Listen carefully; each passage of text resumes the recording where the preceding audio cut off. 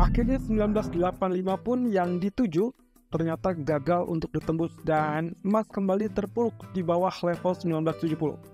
Mengingat hal tersebut, kita juga sempat membahas kemarin bahwasanya di malam hari hati-hati saat dia tergelincir di bawah 1964. Walaupun sebetulnya tidak terjadi, malah dia sempat kembali ke level 1972, 1975, namun di pertengahan malam kembali tergelincir dan ditutup di level 1970. Nah, sekarang kita akan lihat dari kondisi terbaru, apakah malam ini kita akan melihat tergelincir kembali bahkan lebih rendah di bawah 1945 atau bisa diharapkan untuk naik di atas 1985. Termasuk juga crude oil yang nampaknya agak mengalami kesulitan untuk melakukan penembusan level 73, tapi juga tertahan di bawah level 71 atau bahkan menjelang level 70. Kita lihat langsung, pertama kali yang tentunya harus dilihat adalah dari DXY ataupun indeks dolar. Ya, seperti terlihat di sini, grafik dolar ternyata ditutup dengan candlestick doji. Dan itu menandakan adanya potensi reversal, walaupun saya agak ragu apakah ini reversalnya akan cukup tinggi apa tidak. Tapi let's say kalau misalkan terjadinya setelah penurunan, lalu kemudian terjadi doji candle seperti ini, bisa saja kita sebut sebagai hammer. Dan hammer berarti menunjukkan ada potensi untuk kenaikan, dan itu berarti 103.53 akan diuji kembali, dan kalau tembus, berarti kita akan dapatkan kenaikan lebih lanjut, dan itu berarti trouble untuk emas. Karena potensi kenaikan dari US dollar berarti membebani emas. Lalu kemudian juga bisa saja untuk terjadi penurunan asalkan dia tidak tembus 103.53 dan berarti kita asumsikan akan terjadi rejection. Ini berkaca kepada status yang pernah terjadi di sisi kiri juga kita sebut sebagai historical price-nya. Jadi kita asumsikan 103.53 itu adalah level resisten kuat untuk US dollar. Sementara itu kalau kita lihat dari grafik H4-nya, kecenderungannya agak relatif sideways dan juga cukup terbuka untuk potensi yang kita sebut double top. Itu pun dengan catatan tadi, 103.53 tidak ditembus. Jadi kita tunggu saja apakah nanti akan terjadi keajaiban di malam hari bahwa dia akan terjadi rejection untuk turun sebagai double top, atau dia confirm lanjutkan kenaikan karena dia berhasil lanjut naik di atas 103.53. Dan itu berarti juga potensinya mirip dengan kalau kita tarik trendline, maka jalurnya adalah jalur uptrend, sehingga kemungkinan potensi ini masih memungkinkan untuk US dollar tetap dalam laju kenaikannya. Sementara itu kalau kita lihat dari US Treasury yield, kondisinya juga relatif sama ya. Kalau kita pergunakan areal trendline, ini masih tetap dalam jalur kenaikan, jadi kita tidak melihat adanya penurunan yang terlampau dalam, terutama di grafik 4. Lalu kemudian kalau kita perhatikan lagi di grafik daily-nya juga kecenderungannya relatif sama. Ya, apalagi dengan candlestick yang ditutup lebih bullish daripada US dollarnya, lebih jauh meyakinkan untuk potensi kenaikan. Tapi saya rasa semuanya masih tetap wait and see sampai FOMC minute atau bahkan kondisi sampai akhir bulan. Karena kondisinya market mungkin sedikit optimisme masih ada, masih berharap terkait dengan debt ceiling yang bisa saja tetap di ACC ataupun disetujui.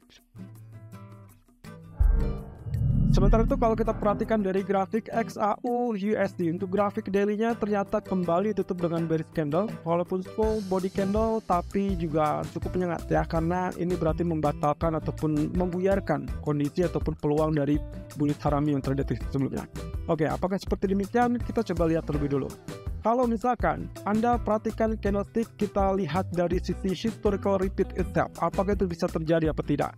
Oke, saya berkaca kepada kondisi candlestick 3 candle berturut-turut di tanggal 27 Maret, kemudian inilah 28 Maret dan juga di tanggal 29 Maret. Apa yang terjadi?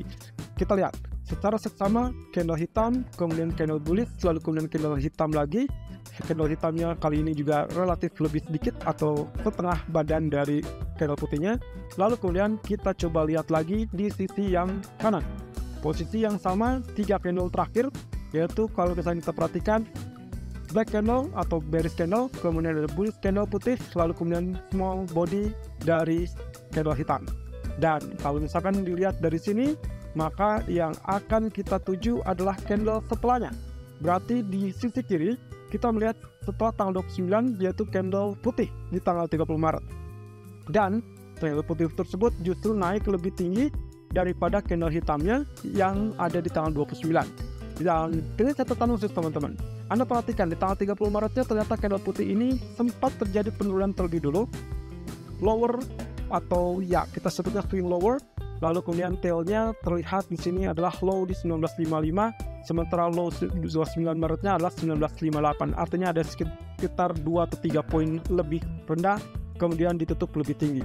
Nah, sekarang pun kondisinya dia sedang mengalami penurunan sampai sampai saat ini 1959, lebih rendah daripada low tadi malam 1968.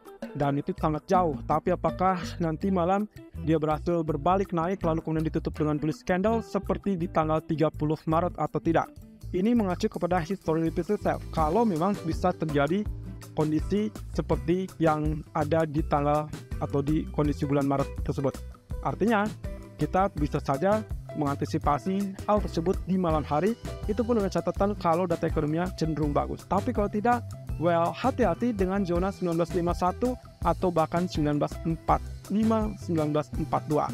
Ini mengacu kepada 50% di 1942.07, atau kita lihat di sisi kirinya historical price ada di 1948 juga 1945. Dan ini masih masuk ke dalam kategori support critical, support penting, atau kita bisa sebut juga support psikologis. 1942, 1945, 1950.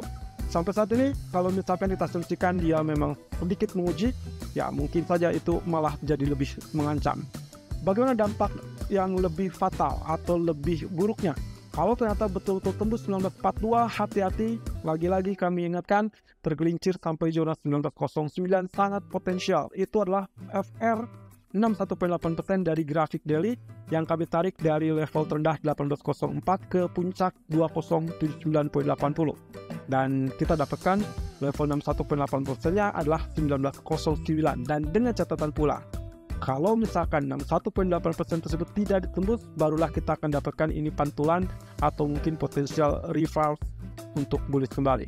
Tapi kalau ternyata 61.8% disebut atau ditembus, maka bisa saja ini menjadikan downtrend yang lebih berkelanjutan atau bahkan lebih dalam.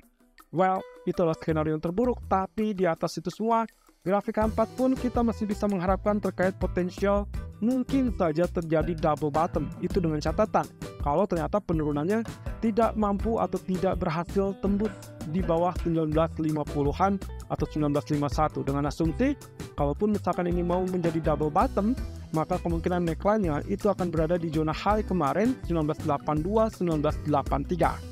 Nah, ini berarti kalaupun dia tembus di atas 1975, 1976, hati-hati, kita belum bisa bilang bahwa itu adalah survive ataupun bullish, karena kemungkinan masih tetap terjegal atau potensi terjegal di zona 1982-83. Itulah sebabnya kenapa zona 1984 itu akan menjadi area yang cukup penting.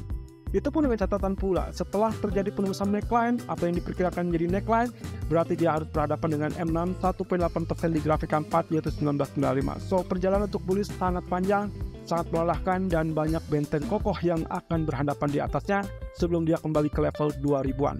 Nah, sementara untuk support, kalau ternyata dia tembus 1951 seperti yang tadi digambarkan di grafik daily, kita akan menguji area yang lebih dalam lagi, dan perkiraan yang terdekat adalah 1922. Di grafik K1-nya bisa terlihat di sini, swing high mungkin saja bisa terjadi sampai at least 1967.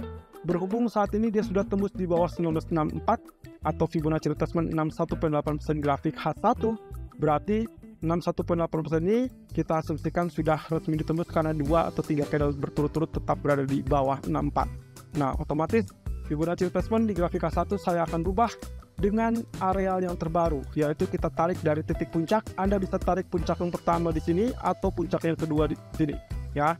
Jadi kita ambil di situ sampai ke satu candle sebelumnya. Jangan tarik di candle yang sedang berjalan karena itu dilarang.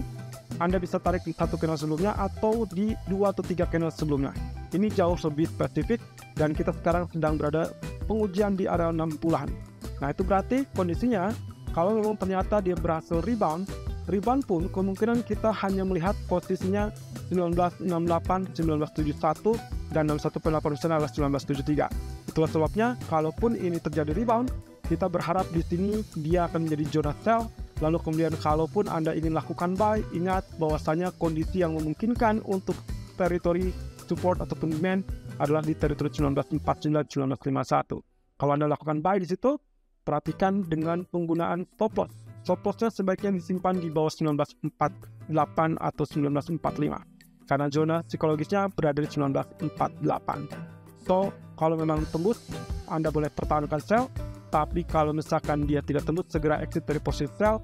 Switch strateginya menjadi zona buy, termasuk saat dia tembus level 1980-an. Tapi selama dia tidak tembus level 1980-an, maka kita masih tetap dalam jalur penurunan. Oke, berarti kita lihat dari sisi crude oil yang ternyata juga memiliki kendala yang hampir sama. Anda bisa perhatikan di sini, zonasi yang sempat terjadi penurunan ternyata gagal untuk lanjutkan di bawah 1970, tapi untuk kenaikan pun sepertinya masih enggan untuk melonjak lebih jauh di atas 73.60-an. Jadi PR-nya adalah kondisi ini sebetulnya mirip dengan apa yang terjadi di sisi sini, dan itu sempat terjadi penurunan di sisi sini. Artinya lagi, kalau misalkan ini skenario terburuknya, maka kemungkinan kalau dia gagal tembus 73.60-an, dia berpotensi untuk turun sampai 69 kembali. Itu pun mengacu kepada kondisi yang sempat terjadi di sisi kiri. Dan kalau misalkan untuk pagi ini, memang kita merekomendasikan untuk melakukan buy. Kenapa? Karena dengan asumsi bahwasannya market kecenderungan lebih tenang, dan juga kondisi tersebut ditunjukkan dengan rejection di zona support kemarin. Jadi kondisinya ini masih tetap membelenggu di kisaran 71 dan 73. Anda masih bisa tetap melakukan buy, tapi ingat sasarannya adalah 73.60-an. Kalau memang ternyata gagal tembus, Anda boleh segera exit. Dan saya baru terpikirkan di sini, kalau misalkan kita asumsikan inilah zonasi trendline atau resisten yang tetap kuat atau tetap sama di kisaran 7360, di sisi lain zona bagian bawah kecenderungannya adalah seperti demikian, maka mungkin saja kita bisa mengharapkan terkait dengan ascending triangle. Ini pun dengan catatan selama dia tidak tembus teritori 71 poin atau 70.80-an ya. Lalu kemudian kalau kita perhatikan lebih lanjut terkait dengan grafik pound sterling, kondisinya tetap sama dengan apa yang sempat kita bahas kemarin. Sisi kiri dan sisi kanan berpotensi berulang atau relatif sama. Itu berarti range area yang cukup lebar 1.2350, 1.2550 masih tetap menjadi pertahanan yang cukup baik, dan kita belum tentu akan melihat penembusan dari salah satu arealnya sampai besok dirilis data inflasi. But anyway, Bailey ternyata akan memberikan pernyataan di depan Kongres ataupun di depan Parlemen Inggris malam ini bersama dengan para koleganya, yaitu ada Hupil, Chief Econom dari BOE, lalu kemudian ada Catherine Mann, dan juga Tenreiro dari peserta ataupun pejabat NPC. Nah, semua akan tetap mengacu kepada inflasi dan juga potensi kenaikan suku bunga dari BOE. Tapi sayangnya belum akan dirilis untuk hari ini, melainkan baru besok. Tapi siang ini kita akan melihat rilis data dari manufaktur dan juga service PMI.